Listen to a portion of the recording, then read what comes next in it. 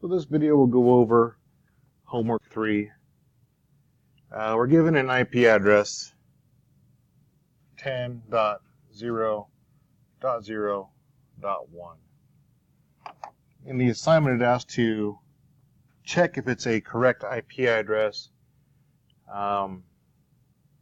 verify its subnet mask, and then also come up with the network address of this IP address that we're given.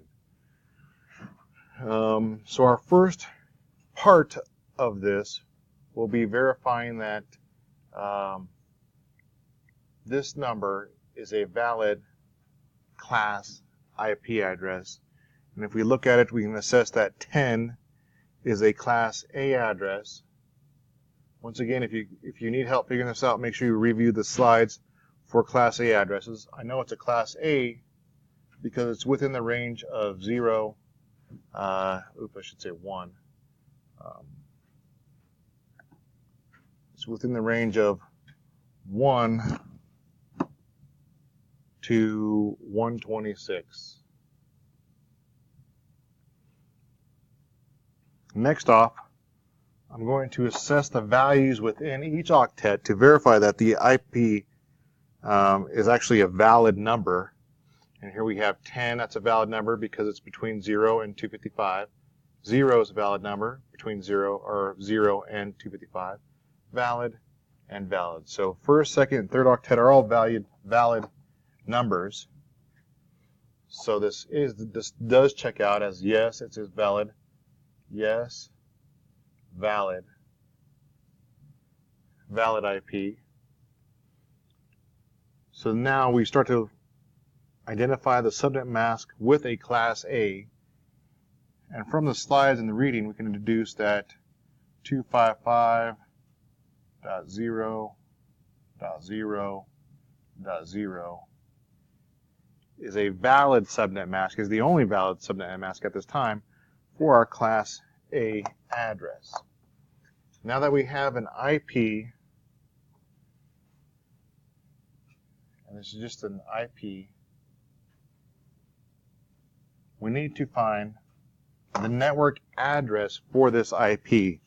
The network address is going to be the place that's going to host every single address for this class A, which is a 10.0.0.1. And if we look at class A, only the first octet makes it a class A, the 10 spot. So everything else after the 10 could have its value changed, but as long as it's a 10 and a class A, the network address you can kind of figure out should be 10.0.0.0. And how do I know this? Because the class, or the network address, the very first address, is going to be the identifier for this IP that we see on the top row here. So we'll find this IP address in this network address. So once again, the network address is just an identifier to say, okay, within this host range, we should find this IP here. Now to find the network address a more simpler way, we can take 10.1 and 255.0.0.0. So we have 10.0.0.1. Convert that into a binary number.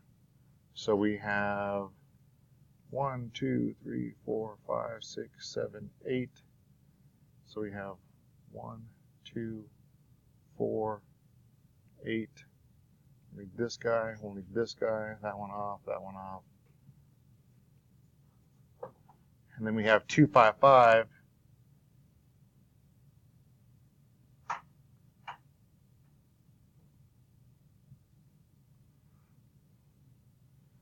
One, 2, 3, 4, 5, 6, 7, 8.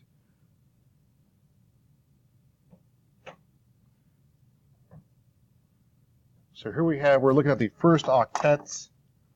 Now we're going to do some ANDing, which is not really adding, it's just ANDing. We're going to take, let's see, these first two, and since they're a 0 and a 1, it's like multiplication. We'll say it's a 0. The second one, we'll say it's a 0. The third one, we'll also say that it's a 0. Fourth one, 0. And when we come to the fifth one, we see that it's a 1 and a 1. So we'll add a 1. Sixth one, a 1 and a 0 is a 0. Seventh one, a 1 and a 1 is a 1. And then the last one, our eighth bit, a 1 and a 0 is a 0. So then once again we have a 10 down here. So we're working out the network address. Since these are both zeros,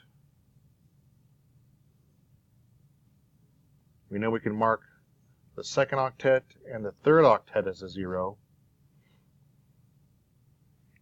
Evaluating the last octet, since the bottom's going to be all zeros, we see this right here, bottom will be all zeros, and the top one has a 1 at the very end. We know if we did our math, or we do our ANDing, it's still going to equal a 0.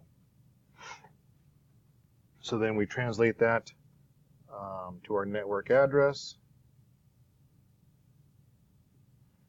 And we see our network address through ANDing has to equal 10.0.0.0. The exact same thing I wrote up here. I did not do ANDing here. Kind of just did it in my head to come up with this answer. So let's move on to, let's try one more.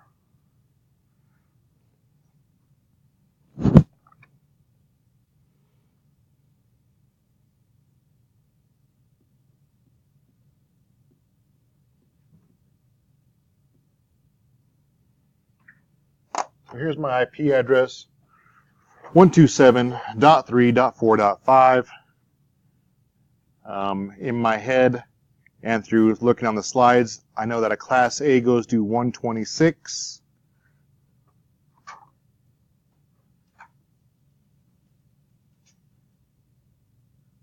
One to 126.